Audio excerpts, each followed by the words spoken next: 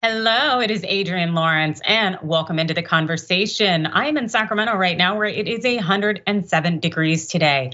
It's absolutely crazy. The growing impact right now of the climate emergency is very real. And fortunately, I have someone here to talk with us about it, and that's a senior reporter for The Guardian, Nina Lakani. Thank you so much for joining us, Nina. You're welcome. Hi. All right, so it has been getting hotter and hotter, and it is very, very scary, as well as we're seeing these historic level floods coming through, as well as I just heard about a report in California about some kind of epic flood of Noah in the Ark kind of type proportions. There is just so much going on. Where should we begin? I mean, we could literally begin everywhere, and I think that's the point that extreme weather, caused by global heating is happening everywhere and anywhere. It's becoming increasingly unpredictable. That's the predictable part of it, from deadly heat waves in Canada to the UK, where I'm from, to wildfires in England. I mean, we've never had a wildfire before, and now we've got huge wildfires happening in England. To California, to flooding. I'm in Virginia right now, and there's been emergency, disasters called this last couple of days because of flooding in the mountains. So yeah, I mean, it's really stick a pin anywhere in the globe, and you're probably going to have some climate-related extreme weather events happening. It is, and it's very, very bothersome, scary. The thing is that we're not necessarily made for this kind of heat. And also some of us are definitely behind when it comes to adapting to it, whether it's having air conditioning units, which I understand they are definitely struggling with when it comes to being across the pond and the heat that they're experiencing. Also, I know it must be hot in Phoenix. You had just covered that in a piece recently. What are people doing? So Phoenix is interesting. So I've spent a month in Phoenix over June and July, and I chose to go there because Phoenix is America's hottest city. It's also its deadliest city from extreme heat. Over 2020 and 2021, just in Maricopa County, where Phoenix is located, more than 600 people died because of extreme heat. And this year, they're on track to beat that number, that inglorious record of death. So Phoenix is America's fifth largest city because of air conditioning. When air conditioning became available cheaply in the 1950s, that's when this desert city started to grow. But the expansion has been so the development has been unchecked, really. So just they've created this sprawling heat island, and so while most people have air conditioning in Phoenix, not every, there is a significant minority that don't, and actually a significant minority that can't afford to run their air conditioning, right? Or if the air conditioning breaks, they can't afford to fix it. I mean, also just, that is a city like many cities in the West that is experiencing exponential growth when it comes to the homeless population, when it comes to substance misuse, which are huge sort of, risk factors, increase your risk by 200 or 300 fold of dying from extreme heat. So there's, it's also the city with the highest inflation in the country at more than 12% in June. So you have this sort of convergence of factors, which are all surrounded by the climate crisis. I mean, this is a place that is getting hotter, breaking records every year. And I think really significant, as well as these sort of daytime highs of 115, 116 that the city sees, it's the nighttime temperatures. And you're probably feeling this yourself where you are, but now I was there for a period in June where for more than 2 weeks, the temperature did not drop below 90 at night, right? For our bodies to start recovering, it has to drop to below 80 because heat is cumulative, right? And so that sort of, your body never really has a chance to recover. So I think the eye-catching temperatures in places like Phoenix, but all over the country, are these sort of daytime highs, which are obviously incredibly dangerous and worrisome. But it's these nighttime lows that are really worth keeping an eye on as well. And somewhere like Phoenix, the nighttime temperatures have increased at twice the speed as the daytime temperatures.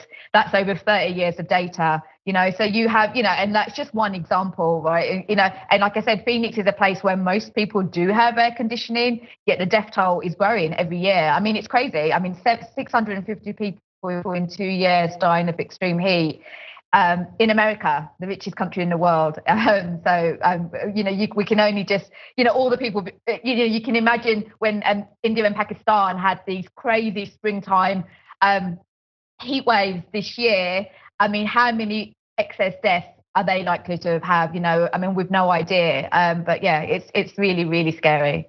Yeah, it sounds absolutely terrifying. And that just seemed to be one big ad for don't go to Phoenix. But the reality is the heat is going everywhere. We still can't avoid it. And it's also very scary, this thought that even at night, when you would expect things to calm down and for it to cool down, yeah, it's not happening, even in an area that I would think is more desert friendly, like Arizona, where you would expect it to be cooler at night. Well, this is, a significant part of that, the issue there is this urban heat island effect, which we know has occurred in cities across the US and really does impact Black and brown communities far more because of racist housing policies and environmental justice sort of policies over the years. But because you have so much concrete and asphalt, basically, the heat that retains the heat during the day, and then it just lets it out very slowly at night. When you cut down vegetation, that's what you get. And you replace it with concrete, that's what happens, right? And so one of the interesting things they're doing in Phoenix is they do have the world's first ever extreme heat team. And one of their sort of long-term sort of goals and plans to try and cool the whole city down is to increase the canopy cover, which has just been destroyed over the last 50, 60 years. Well, I'm glad that they have some plan in mind because it sounds like people are they're being impacted to the point of death. I know you had noted in your article that so far this year, 1,215 emergency calls have been designated by dispatch as heat related there. And I'm wondering, since again, heat, it seems to be rising everywhere in terms of numbers, is there any kind of approach that a lot of communities are turning to, regardless of maybe the resources and funds they have? You mentioned what they're doing in Phoenix by trying to replace the canopy there, and I'm guessing creating more shade. What are you hearing about the other approaches other cities are taking? Yeah, I mean, Phoenix is actually a lot, further forward than other cities, because it's been so hot for so long. I think it's really difficult, if you got, last year, the hottest place in the world at one point was British Columbia in Canada, right? How do you plan for that? They had this crazy heat dome and hundreds of people died in the Pacific Northwest and British Columbia. I mean, it's very hard to plan for that in a region where very rarely does it even get to 90, right? How do you plan for these sort of 100 plus sort of temperatures? I think there is a real lack of data, and I think there is an effort by the Department of Health and the CDC to improve recording and monitoring of data and in real time. There's quite a lot of work going into that since, under the Biden administration, so that actually health, like ERs and sort of doctors and nurses and emergency services know very quickly what's happening.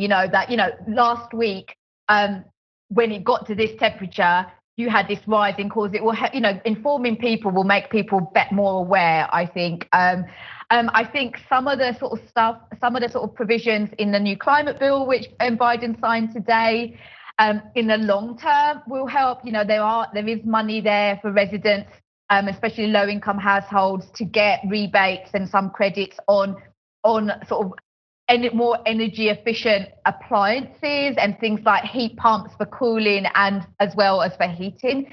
So I think that can help. But I think really just we've got to stop the temperature getting hotter. I mean, at the moment it's going completely the wrong direction, right? And so we have to stop the temperature rising. And then and I think in some places where there isn't really hot temperatures all of the time, I think cities will start to look at sort of like emergency resilience hubs, like community centers, places like that. So when there's a power outage, for example, like we saw in Texas with the big freeze last year, which Texas was also very close to seeing rolling blackouts this year because of heat. Places that people can go when power gets cut, that have generators or that are solar powered or have a mix of sort of energy sources, that people do have places to go and cool down, because heat deaths are 100% avoidable. These are preventable deaths, right? But I think it's getting hotter far faster when cities are getting prepared, and so hopefully this new sort of legislation, this new money will go to building some resilience in some of the worst affected communities. Indeed, hopefully that is the case, because as we are going to see, that it's a lot of marginalized groups, individuals who can't necessarily afford particular means, who can't necessarily shelter themselves or have access to AC, or also being able to pay the bills when the when the electricity goes up because you're running the air conditioning for so long. It's a really scary thing, and the reality is that we need to push back against climate change and we need to confront it. And so definitely hoping that this new act that Biden signed helps start the process. Thank you so much for joining us, Nina, and also for being such an insightful guest. Can you please tell the viewers where they can read more of your work and find out more about you? Sure. So I write for The Guardian. You can just look me up on the Guardian page and you'll see all my reporting. And also I'm at Nina Lakani on Twitter, where I post all my articles. Fantastic. That's Nina Lakani, senior reporter, climate justice for The Guardian. Thanks for joining us. Thanks. Yeah.